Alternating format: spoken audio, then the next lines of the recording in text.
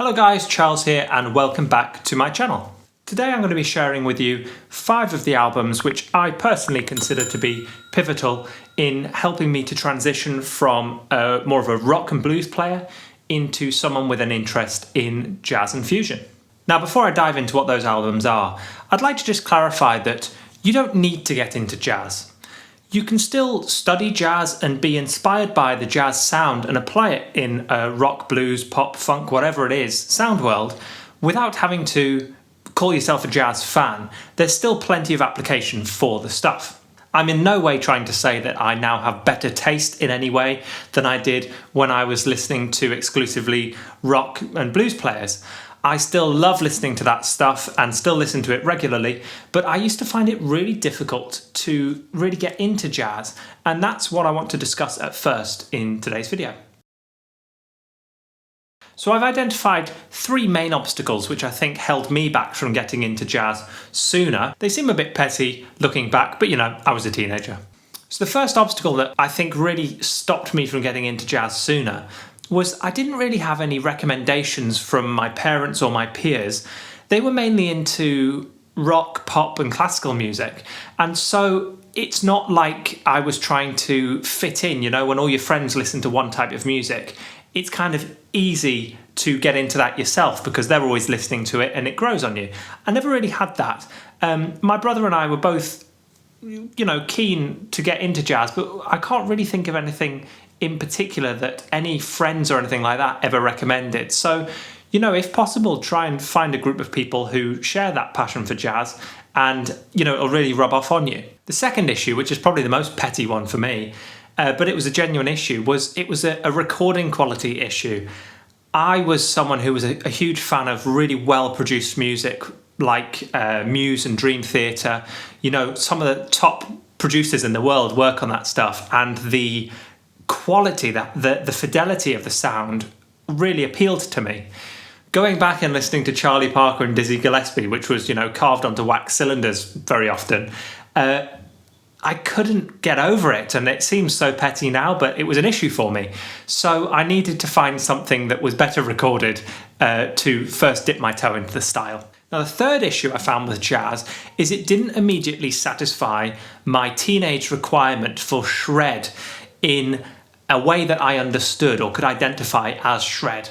Now, although as a guitarist I'm primarily self-taught, there was a 2 to 3 year period where I had a couple of teachers, and I remember going to my first teacher with the Passion and Warfare transcription book and asking him, how does Steve Vai know which notes to play over that chord?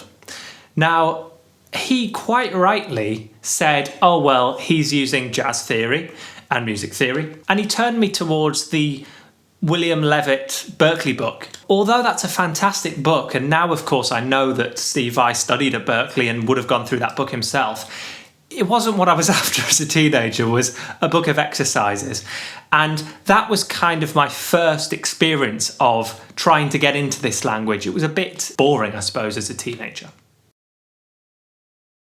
So nowadays, I consider myself a huge fan of all types of jazz, which I certainly wouldn't have been able to enjoy as a teenager because of those issues I've mentioned, among many others. And I think these are the 5 albums that really helped me get into that. Now, these are in no particular order, and they will be completely different to your 5 albums. I'm not saying they're the 5 best jazz albums or anything like that. They're just the ones which I remember being really helpful to me along my own journey. Michal Brecker, Nearness of You, The Ballad book, 2001. Now, as a teenager, I had heard of Michal Brecker. I knew that he was supposedly one of the top jazz guys, and so I thought, well, that's probably a great place to start. I think I actually started with the Live in Barcelona Brecker Brothers album, and there was some stuff on that which I liked. Obviously, I liked some skunk funk, but the majority of it I just couldn't really get into. The Ballad book album was the first Brecker album where I really understood what he was doing. It's a slower paced album, it's ballads, as the name suggests, but they are songs, and having James Taylor singing gave it that sort of pop familiarity to me as a teenager. And the solos were quite short form, you know, it was just a solo in the middle of a song, as you would expect in a Dream Theater song or something like that, or a Muse song. There would just be a little guitar solo by Pat Metheny, and then in another track, a little sax solo by Michal Brecker. Because the harmony was going by so slowly in these ballads, I could begin to correlate the harmony and the solo work together in a rudimentary fashion, but I could begin to start to see why they were choosing certain notes. Whereas, over some skunk funk, it's just so fast and frenzied that I couldn't really get into it. I couldn't see what was going on. Now, my favourite track off this album is Don't Let Me Be Lonely Tonight, and people who have been following me for a while on this channel will know that I did a cover of it with a transcription a few months ago now, which you can see up here. A Guitar Supreme, Giant Steps in Fusion Guitar, 2004. So John Coltrane, obviously another player who I knew was a big name, but again, because of the issues I raised before, I couldn't really get into it. It was old-fashioned recordings. It was so frenzied, I couldn't understand what was going on. This was the compositions of John Coltrane performed by players who I was more familiar with. So this album has players including Frank Gambale, Eric Johnson, Steve Lukather, and Robin Ford using their blues rock language over pretty sophisticated Coltrane harmony. Because I understood the language they were using, I was better able to enjoy the compositions themselves, meaning that when I eventually got into Coltrane later, I was already familiar with the harmony. My favourite track on this album is Mr. Sims, which is one of Greg Howe's performances, but actually the solo on the organ by Larry Goldings is my favourite part of this track. The tone he gets out of that little Hammond, worth checking out. Gentle Hearts, 2001. So Gentle Hearts is an album by a Japanese bassist, Tetsuo Sakurai, who is an absolute monster on the bass, really funky player, using a pretty sophisticated jazz language in his funk playing. Now, I found this album because I was already a fan of Greg Howe through his instrumental albums, and Dennis Chambers through his work with Tony McAlpine, Cab and Cab 2 in particular. I love Dennis Chambers as a drummer. And so this particular album has Dennis Chambers, Greg Howe, and Tetsuo Sakurai absolutely killing it on the bass. The language used was very reminiscent of early PlayStation games, in particular Gran Turismo, the sort of soundtrack you'd have on those, what at the time I called a Japanese jazz, which is kind of just slightly cheesy synth sounds and electric piano sounds used in a fusion context. Now, the great thing about this album is they also released a live DVD of it. All those performances you can find on YouTube. And again, I'm going to recommend a keyboard solo, which is the track Wonderland in the Sky. The keyboardist Akira Onizuka gives us a real masterclass in a topic we just discussed here on this channel, motivic development. We really build on a few little concepts to develop an entire solo, which is so masterfully done and so melodic. And really gives that sense of tension and release throughout the solo. So I'd really recommend Wonderland in the Sky. Basement Club Band, 2008. Now this album is a bootleg of a 2002 performance by Guthrie Govan and The Fellowship. Now I can't even remember how I got my hands on this album back in the day, but the bootleg was circulating around the internet. And I was a huge Guthrie fan at the time. Erotic Cakes had only recently come out and I was working my way through that album as a player. So I was a proper Guthrie Govan fanboy. This is when he was blowing up all over the internet.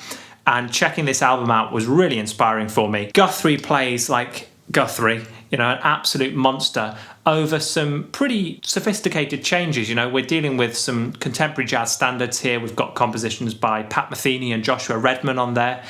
And Guthrie's playing is still very obviously Guthrie, but it's nice to hear his lines worked through slightly more sophisticated changes than you find on Erotic Cakes. The sax player in particular, who's called Zach Barrett, uses a slightly more traditional language than Guthrie does, who's obviously more of a rock player, but he really balances Guthrie out really well, and I feel he really brings the best out of Guthrie.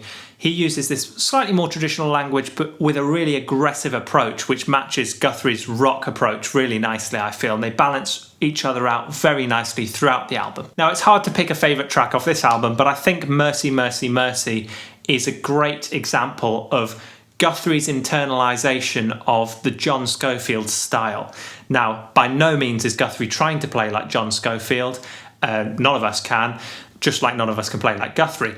But you can really hear that influence in the dynamic playing on his solo of Mercy, Mercy, Mercy, but it's still undeniably Guthrie. The technique is on another level to the way that Scofield plays, but I feel he's really drawing on his inspiration from Scofield's touch and approach to the guitar. Secret Story, 1992. Now, Secret Story by Pat Metheny has become one of my favourite albums of all time, really, I think. I came across this one a bit weirdly, which was that another local player who's a few years younger than me, he knew that I was quite confident at transcribing, and I think he was at the time doing a college degree or something, and he asked for a bit of assistance in transcribing Facing West, which is the second track off Secret Story. I was going through a bit of a dead spot in my own interest in music. I wasn't playing very much, I wasn't really listening to very much music. I was kind of a bit stuck. I felt I was a bit tired of the rock and blues stuff for the time being, and the jazz stuff was still a little bit beyond me. Hearing Facing West was really quite uplifting for me, and just spending the time to transcribe a bit of it on his behalf, I started to kind of zoom out and look at the bigger picture of jazz rather than looking at each individual chord and note. Looking at the concept. And concept's actually quite a good word, because I kind of realised that this was sort of a concept album. And I loved that because as a Dream Theater fan, I was a huge fan of Scenes from a Memory in particular, and also 6 Degrees of Inner Turbulence. I liked the idea of a concept album, and I saw this thread running throughout this entire album, which I really resonated with as a prog rock fan, and found really, really inspiring. I hadn't managed to really get into Metheny's playing, although he was on the Ballad book album, which I'd already recommended. I was more inspired by Brecker and Herbie Hancock's work on that album, and I was kind of listening to Pat Metheny on that, thinking stupidly, obviously, oh, well, you know, he's not as good as rock players, you know, they play faster than him or whatever, not realising that there's many different ways to compare players, and that, you know, faster isn't better, and all this sort of stuff that we now know. I hadn't quite been inspired by his playing on that album. This album, there's really several occasions where Metheny lets rip, and he shows you that he can, you know, hang with the best of them. My favourite track off this album is probably The Truth Will Always Be. This is a brilliant example of how a tiny little nugget of compositional material can be developed over a long stretch of time, in this instance 9 minutes. It's just this repeating mallet chord progression. I think it's played on the marimba in this track, and it's just played over and over again, and the production and arrangement slowly builds over this 9-minute track, leading up to this absolutely blazing synth solo played by Metheny, triggering the synthesizer from his guitar. And like I say, Metheny can rip when he wants to, and it's, you know, I'd put it up there with like Petrucci's solo at the end of Octavarium in terms of epicness, you know. That really inspired me to hear a jazz guy playing this dirty synthy sound, and I thought, you know, maybe this style isn't quite as inaccessible as I once thought it was.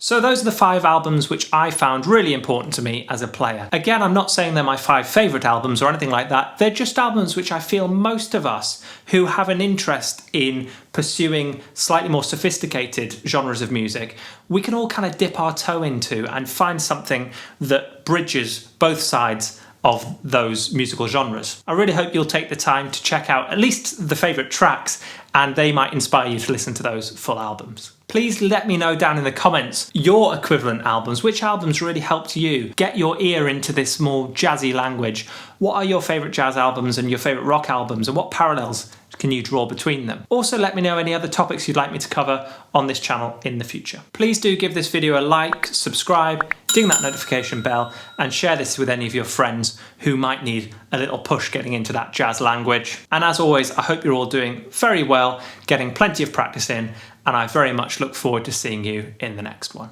Cheers! Roll up, let me embed a story you'll never forget. A drip, drip, but drowning in debt now. You can't buy your way out, and I heard you find it difficult to cope. Well, here by this bottle full of hope and limited.